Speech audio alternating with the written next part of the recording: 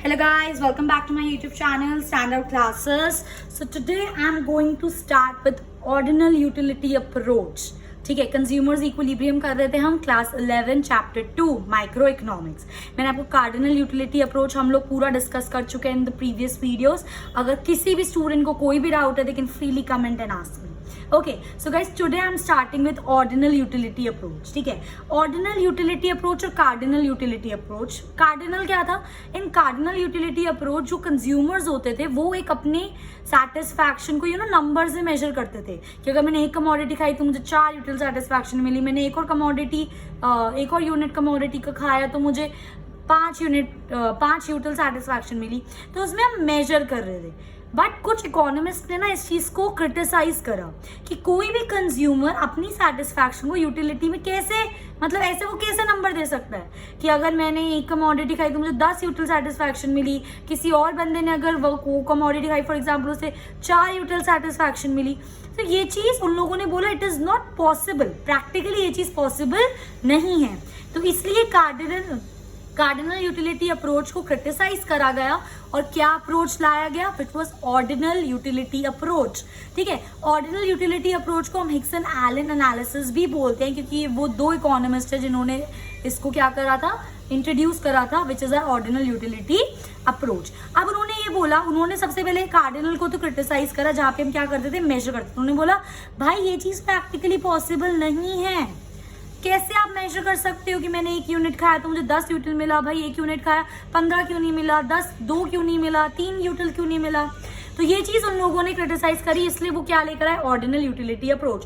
अब उन्होंने क्या बोला ऑर्डिनल यूटिलिटी अप्रोच के अंदर? उन्होंने बोला कि हम लोग ऐसे बता नहीं सकते कि 1 यूनिट खा के मुझे कितनी सेटिस्फैक्शन मिली, बट अगर मैं 2 या 3 अलग अलग कमोडिटी खा रही हूँ तो मैं उनको प्रेफरेंस दे सकती हूँ कि मुझे सबसे ज्यादा सेटिस्फैक्शन इससे मिली, उसके बाद इससे, उसके बाद इससे. फॉर एग्जाम्पल अगर मैं 3 फ्रूट्स खा रही हूँ, एप्पल, मैंगो एंड बनाना. ठीक है, अब मैं ये नहीं बोल सकती कि मुझे एप्पल खा के 4 यूटिल सेटिस्फैक्शन मिली, बनाना खा के 5 यूटिल मिली. ये प्रैक्टिकली चीज पॉसिबल नहीं है. बट मैं ये जरूर कर सकती हूँ, अगर मैंने एप्पल, बनाना, मैंगो 3 चीजें खाई हैं तो मुझे सबसे ज्यादा सेटिस्फैक्शन मुझे मैंगो खा के लगी. तो ये हो गया मेरा फर्स्ट रैंक पे. सेकंड मुझे एप्पल खा के लगी, ये सेकंड रैंक. और थर्ड मुझे बनाना.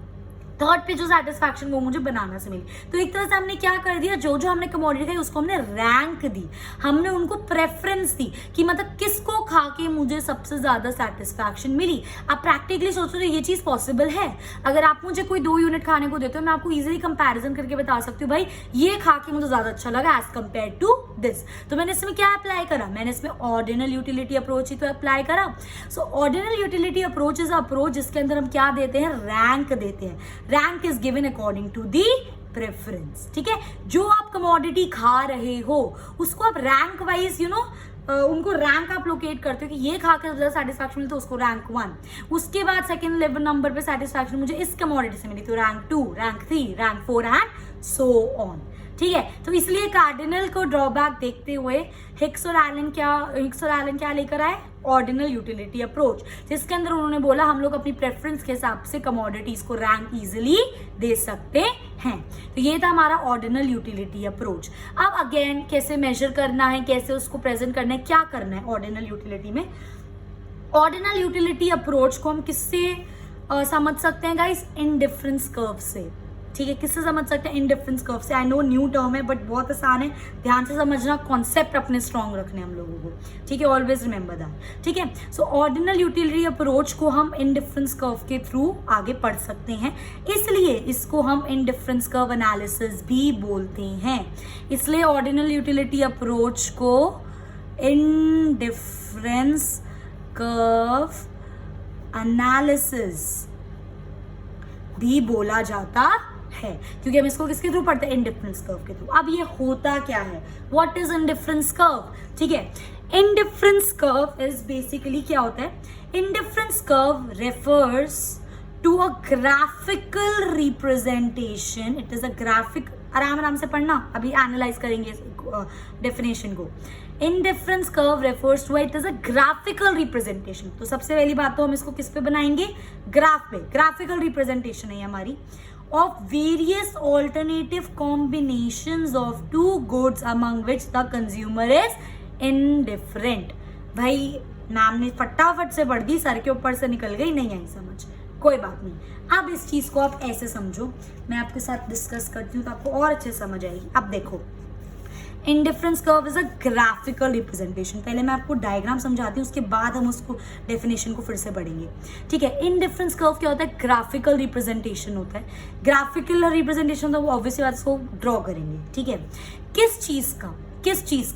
एक्स एक्सिस पे और वाई एक्सिस पे हम दो कमोडिटी लेते हैं। फॉर एग्जाम्पल मैंने इस पे ले ली अपनी कमोडिटी एक्स और वाई एक्सिस पे मैंने अपनी ले ली कमोडिटी वाई। कोई सी भी कमोडिटी देख, तो मैंने यहाँ पे एक कमोडिटी ले ली, यहाँ पे एक कमोडिटी। चलो एक काम करते हैं, यहाँ पे एप्पल ले लेते हैं और यहाँ पर हम लोग बनाना ले लेते हैं, ठीक है गाइस। तो इस वाले एक्सिस पे मैंने एप्पल ले लिया और इस वाले एक्सिस पे मैंने बनाना ले लिया, दो कमोडिटी ले ली। तो इंडिफरेंस कर्व ना हमेशा ऐसा बनेगा, हमेशा ऐसा। ऐसी शेप क्यों है, डाउनवर्ड स्लोपिंग क्यों है, ये सब अभी मैं आगे पढ़ाऊंगी, ठीक है। अभी ध्यान से सुनो, ये हमेशा ऐसा बनेगा, ये एक इंडिफरेंस कर्व है, ठीक है। अब ये इंडिफरेंस कर्व मुझे क्या बता रहा है? बहुत सारे कॉम्बिनेशंस। फॉर एग्जांपल ये कॉम्बिनेशन, ये कॉम्बिनेशन, ये कॉम्बिनेशन, जैसे पीपीसी था गाइस। पीपीसी हमें क्या बताता था? वेरियस कॉम्बिनेशंस, कि किस पे मुझे कितना प्रोड्यूस करना है। इस वाले पॉइंट पे मैं इतना ये वाला कमोडिटी प्रोड्यूस करूँ, इतना ये वाला कमोडिटी। इस वाले पॉइंट पे मैं इतना ये वाला कमोडिटी प्रोड्यूस करूँ, इतना ये वाला कमोडिटी। तो ये हमें वेरियस कॉम्बिनेशंस बताता था जो हमें प्रोड्यूस करने हैं, ठीक है। इंडिफरेंस कर्व हमें वेरियस कॉम्बिनेशंस बताता है टू गुड्स के। n नंबर ऑफ पॉइंट्स हो सकते हैं इंडिफरेंस कर्व, इनफाइनाइट पॉइंट्स, ठीक है। तो ये मुझे इंडिफरेंस कर्व बहुत सारे कॉम्बिनेशंस बताता है कि कैसे मैं अपना बनाना और एप्पल का कंजम्पशन करूं। कहने का मतलब क्या है कि मैं कितने एप्पल के यूनिट खाऊं और मैं कितने बनाना के यूनिट खाऊं कि मेरे को जो लेवल ऑफ सेटिस्फैक्शन है वो सेम रहे। बिल्कुल सही, एक आईसी कर्व पे लेवल ऑफ सेटिस्फैक्शन हमेशा सेम रहता है, चाहे मैं इस कॉम्बिनेशन पर हूँ। इस कॉम्बिनेशन पे देखो, मैं इतने 10 बनाना ले रही हूँ और 5 एप्पल ले रही हूँ। अब मैं इस कॉम्बिनेशन पे आ गई, मैंने इस पे क्या कर दिया? 5 बनाना कर दिए, 10 एप्पल कर दिए। तो पहले मैं 10 बनाना ले रही थी और अब क्या यहाँ पे ले रही थी मैं 5 एप्पल ले रही थी। अब मैंने इसमें क्या करा? मैंने 5 बनाना ले लिए और 10 एप्पल ले लिए। ऐसे तो दो ही कॉम्बिनेशन बनाए, तो बहुत सारे कॉम्बिनेशन हो सकते हैं, पर चाहे मैं 10 बनाना 5 एप्पल खाऊं तब भी मुझे सेम सेटिस्फैक्शन मिलेगी। चाहे मैं 5 बनाना 10 एप्पल खा लूं तब भी मुझे सेम सेटिस्फैक्शन मिलेगी। तो इंडिफरेंस कर्व क्या बताता है? हमें various combinations of two goods जो हमें सेम लेवल ऑफ सेटिस्फैक्शन देंगे।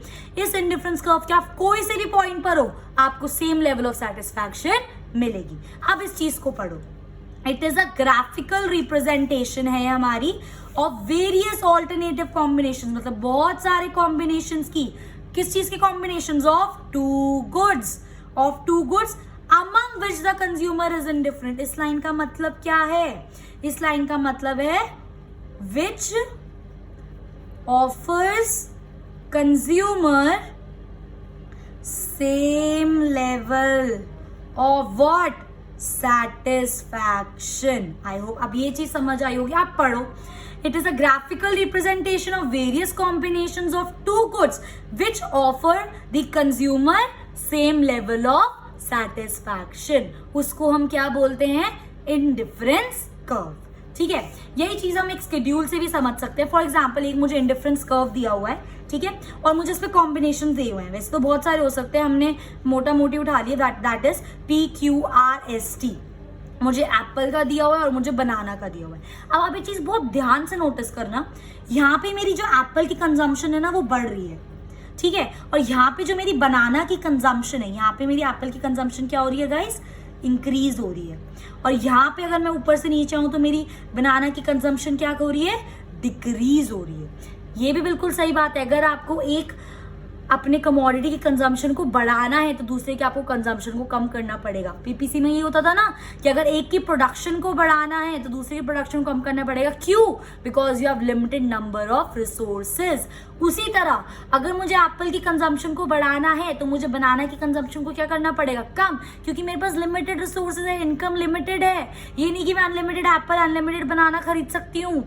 नहीं, हम ये मान के चल रहे हैं कि हमारे अगर मुझे एक की कंजम्पशन बढ़ानी है तो दूसरे की कम करनी पड़ेगी because of limitation of resources.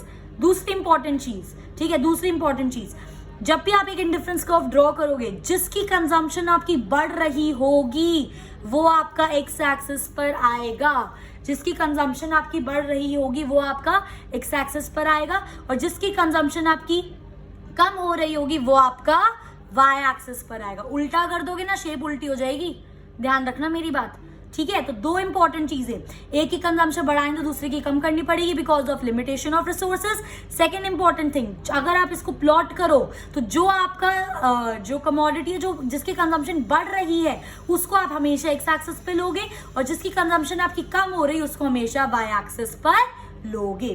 तो ये मेरा वो एक इंडिफरेंस कर्व है जो मुझे कॉम्बिनेशंस दे रहा है दो good which is apple and banana के, जो मैं खरीद सकती हूँ। अब चाहे मैं इनमें से कोई सा भी कॉम्बिनेशन लूं, चाहे मैं एक एप्पल 15 बनाना लूं, चाहे मैं 3 एप्पल 6 बनाना लूं, चाहे मैं 5 एप्पल 1 बनाना लूं, मेरा लेवल ऑफ सेटिस्फैक्शन सेम रहेगा, क्योंकि ये जो मेरे पॉइंट्स है ये सारे एक आईसी कर्व पर हैं।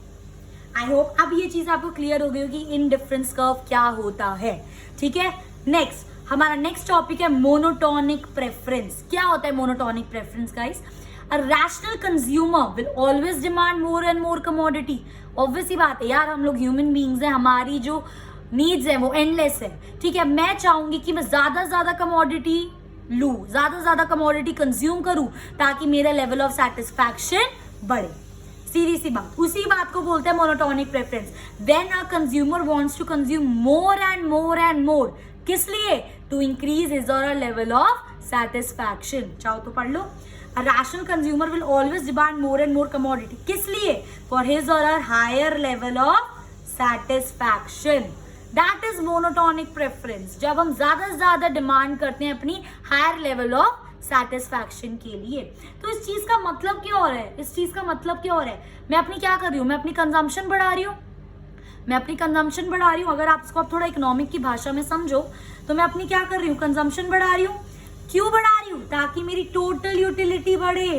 टोटल यूटिलिटी क्या होता है? स्टार्टिंग ऑफ द चैप्टर में पढ़ा था।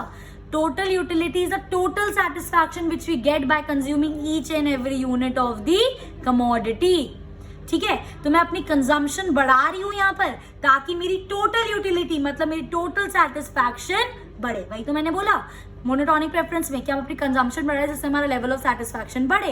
इकोनॉमिक्स के टर्म में थोड़ा सा पढ़ लो, बड़े हो गए हो, 11th-12th में आ गए हम। कंजम्पशन बढ़ रही है इसका मतलब हमारी टोटल यूटिलिटी बढ़े।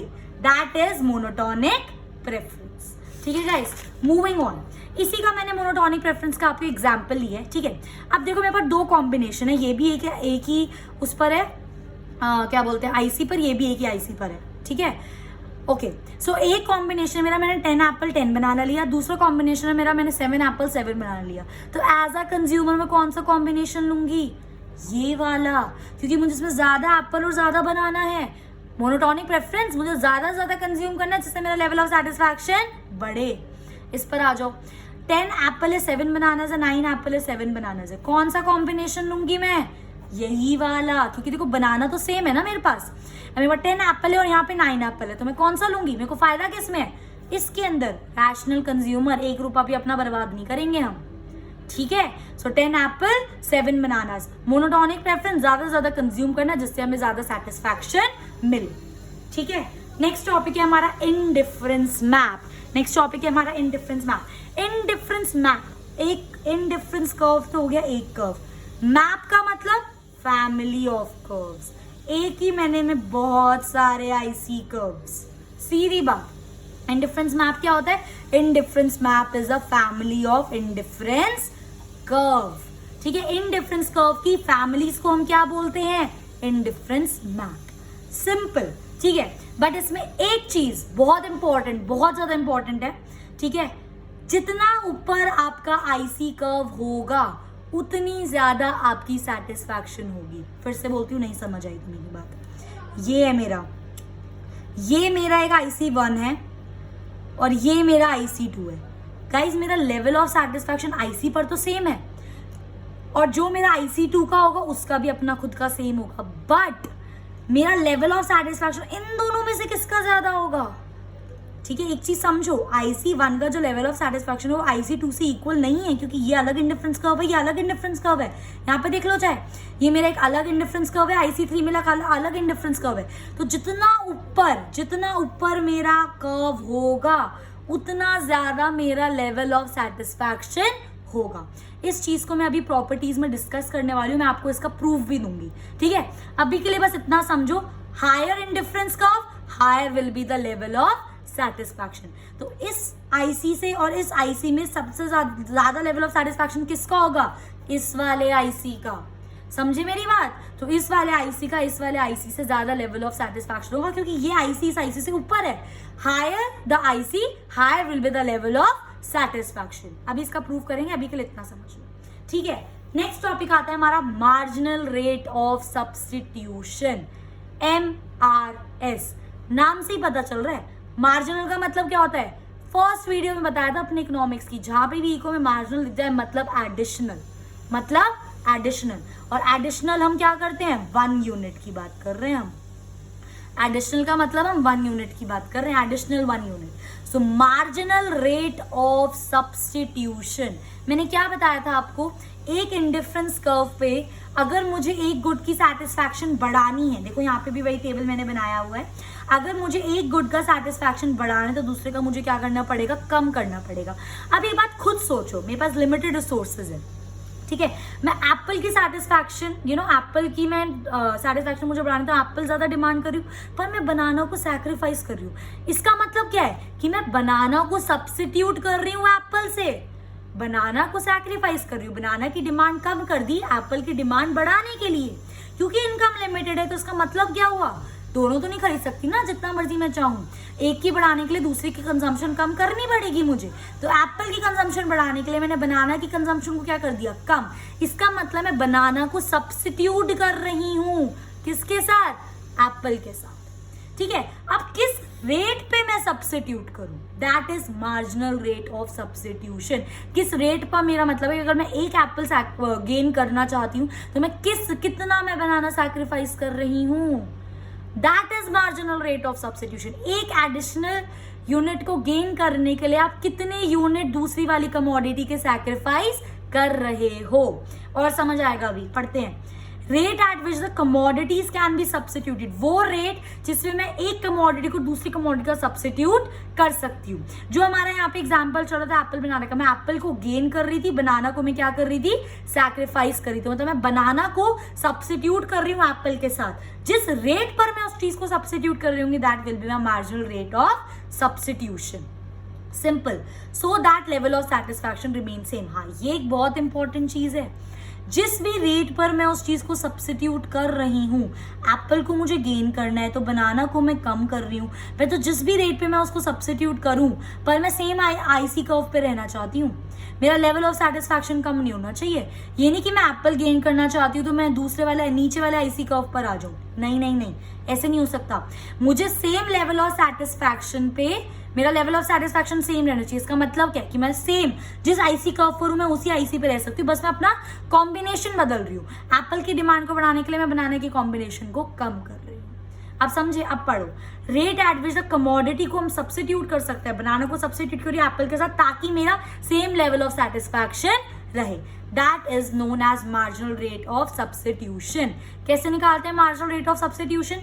कितना आपने सैक्रिफाइस करा अपॉन कितना यूनिट आपने गेन करा। सिंपल, यूनिट्स ऑफ बनाना, क्योंकि मैं सैक्रिफाइस कर रही थी इसलिए यहाँ पे बनाना लिखा। Units of banana sacrifice upon units of Apple gained.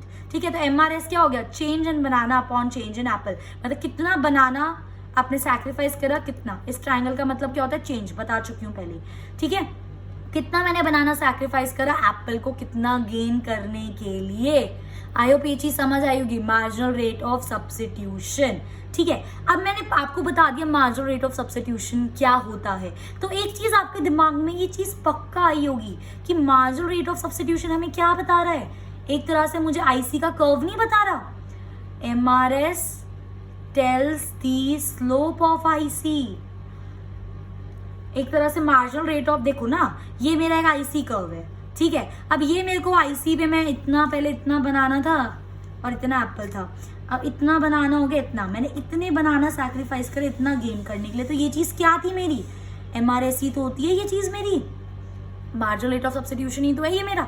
तो MRS ही हमें बताता है कि marginal rate of, I am so sorry, MRS ही हमें बताता है कि IC का हमारा स्लोप क्या होगा। अभी और समझ आएगा, 2 मिनट और दे दो, पक्का समझ आएगा, 2 मिनट और दो बस, ठीक है। सो MRS क्या होता है कि कितने यूनिट्स मैंने सैक्रिफाइस करे, कितने यूनिट्स मैंने गेन करने के लिए, सीधी बात। अब देखो यहाँ पर इस चीज से और क्लियरिटी आएगी।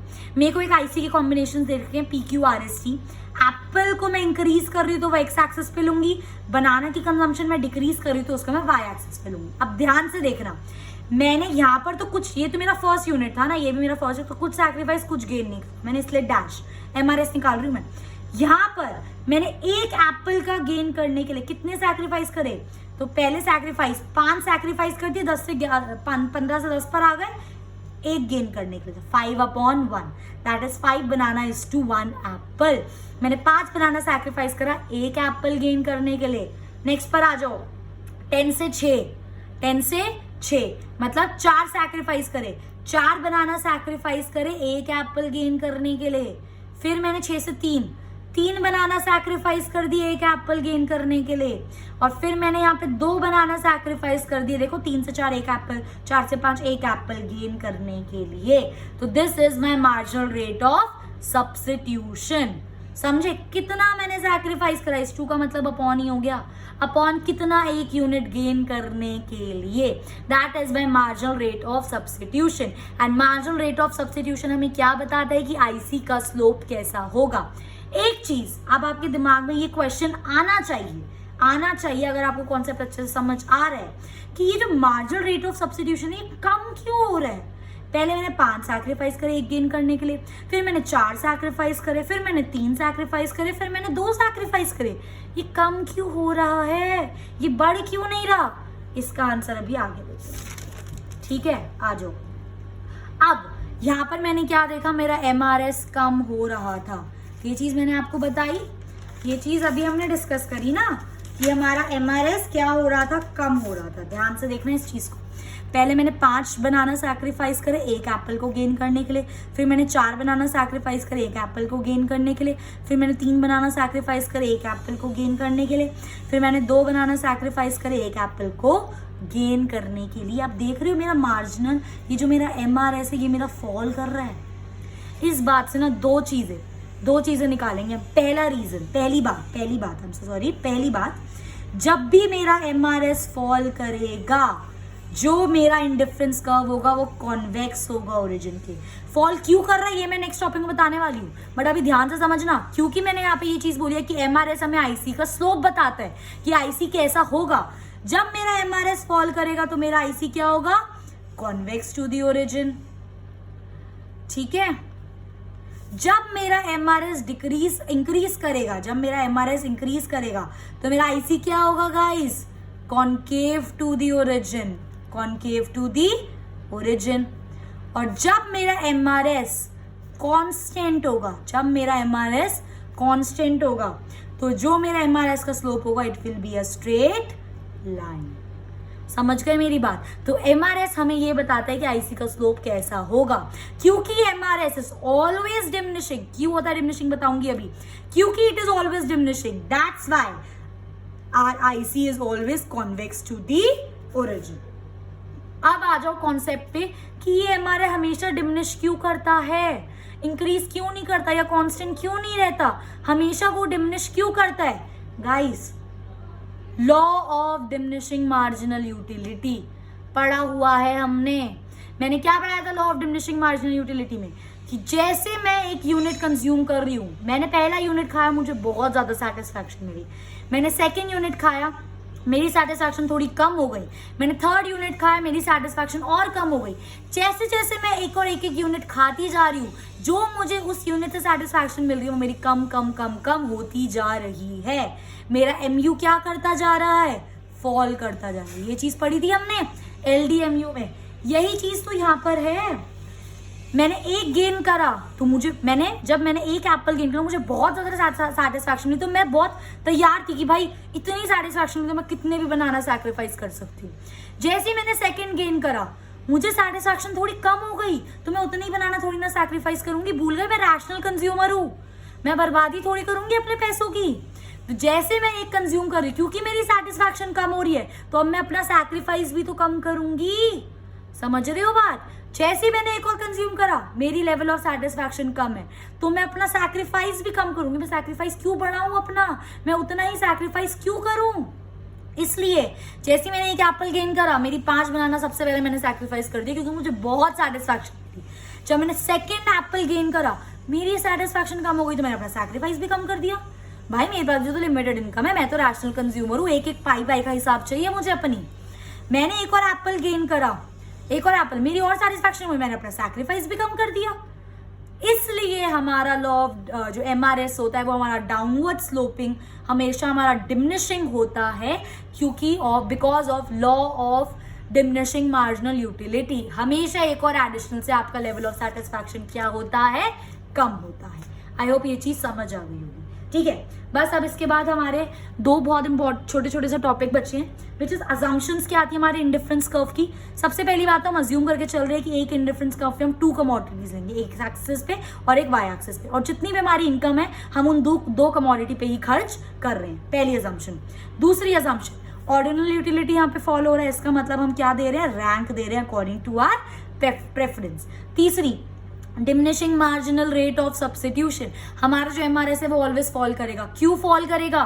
Because of law of diminishing marginal utility. इसकी वजह से हमारा कर्व क्या होगा, it will be convex to the origin. और हम तो हैं ही भाई रैशनल कंज्यूमर, और अब तो कॉमर्स भी पढ़ ली, इको के बच्चे मतलब कॉमर्स के बच्चे हैं, 1 रुपया भी एक्स्ट्रा खर्च नहीं करेंगे, अपना रैशनल कंज्यूमर है, जितना खर्च कर रहे हैं उतना हमें फायदा चाहिए। नेक्स्ट आता है आपका नॉन स्टैटिटी। इसका मतलब क्या होता है? इसका मतलब होता है that consumer always want to prefer more और मोर कमोडिटी। वही चीज, मोनोटोनिक प्रेफरेंस, कि हमेशा मुझे ज्यादा से ज्यादा कंज्यूम करना है ताकि मेरा लेवल ऑफ सेटिस्फैक्शन ज्यादा हो और मैं आईसी कर्व एक से ऊपर दूसरे पे आ जाऊं, तीसरे पर आ जाऊं। जितना ऊपर मेरा आईसी कर्व उतना ज्यादा मेरा लेवल ऑफ सेटिस्फैक्शन। ठीक है गाइस, तो ये थी हमारी अजम्पशंस। मोस्ट इंपॉर्टेंट टॉपिक करने वाले हैं now properties of indifference curve. Important है, एग्जाम पॉइंट ऑफ व्यू से इंपॉर्टेंट है, लाइफ के पॉइंट ऑफ व्यू से इंपॉर्टेंट है। कॉमर्स के बच्चों इतना तो पता होना चाहिए, ये बेसिक नॉलेज है, बेस है ये आपका, समझ रहे हो? आगे जाके पढ़ोगे ना, बहुत इंपॉर्टेंट चीजें हैं। ठीक है, it is always convex to the origin. ये तो अच्छे से पढ़ा दिया है मैम ने हमें कि भाई कॉन्वेक्स टू द ओरिजिन क्यों होता है, क्योंकि हमारा marginal rate of substitution fall होता है। मार्जिनल रेट ऑफ सब्स्टिट्यूशन हमारा फॉल क्यों होता है? Because of law of diminishing marginal utility. सीधी बात। ठीक है, तो पहला हो गया that it is always convex to the origin, अच्छे से पता है। Next, indifference curve slope downwards. Obviously बात है, जो हमारा इंडिफरेंस कर्व है वो डाउनवर्ड ही स्लोप करेगा। क्यों? क्योंकि अगर हमें एक की कंजम्पशन बढ़ानी है, एक गुड की कंजम्पशन बढ़ानी, तो दूसरे की हमें क्या करनी पड़ेगी, सैक्रिफाइस करनी पड़ेगी। हम दोनों को नहीं बढ़ा सकते because we have limited resources. So there is inverse relationship between the consumption. एक की बढ़ानी है, दूसरे की कम करनी पड़ेगी, इसलिए मेरा आईसी का हमेशा क्या होता है, डाउनवर्ड स्लोपिंग।